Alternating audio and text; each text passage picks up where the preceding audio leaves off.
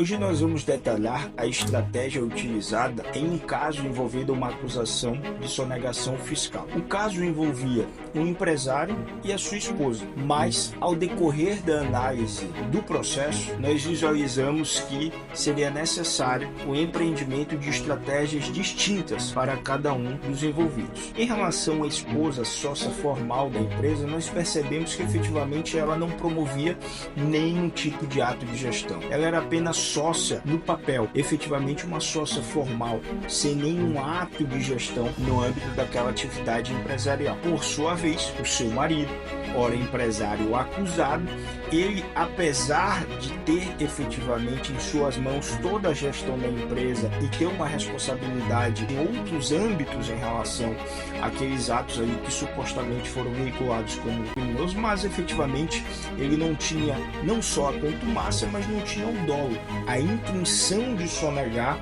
aquele tributo, tendo em vista a situação débil em que a sua empresa passava. Então, nós mesmo dentro desse contexto fático que a um primeiro momento atrairia uma estratégia uníssona, nós entendemos que as estratégias deveriam ser distintas e personalizadas. Em relação à esposa, a estratégia foi jamais aquecer com a autoria, uma vez que efetivamente ela não promovia nenhum ato de gestão e não poderia ser condenada por uma espécie de responsabilidade penal objetiva, que no nosso direito penal há necessidade de que essa responsabilidade penal seja subjetiva. Já em relação ao empresário, um dos elementos subjetivos essenciais para a configuração de qualquer crime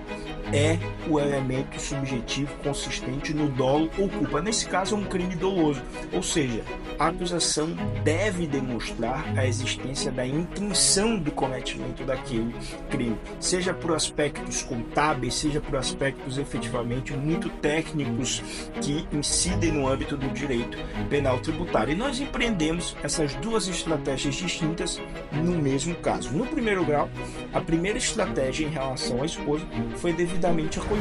e ela, conforme a notícia pela mídia especializada divulgada, foi devidamente absolvida. O empresário, ele acabou condenado em primeiro grau, essa condenação foi mantida no segundo grau, mas nós continuamos com a mesma estratégia formulada desde o início, conhecendo a jurisprudência do STJ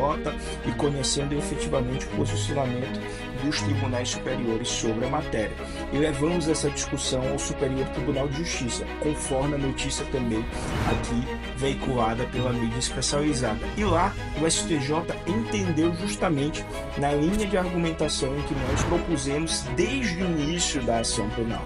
ou seja, que não havia dolo, dadas as circunstâncias empresariais e tudo que aquele empresário lutou para efetivamente tentar pagar o que ele devia em relação aos impostos, não havia intenção alguma em sonegar aqueles impostos. Isso tudo para demonstrar que muitas vezes o caso pode, a um primeiro momento, atrair uma estratégia única, uníssona, na mesma toada em relação, por exemplo, a um casal de empresários, mas dadas as circunstâncias é necessário você fazer uma cisão de estratégias e empreender duas estratégias distintas e que não se conflitam ao decorrer do caminho.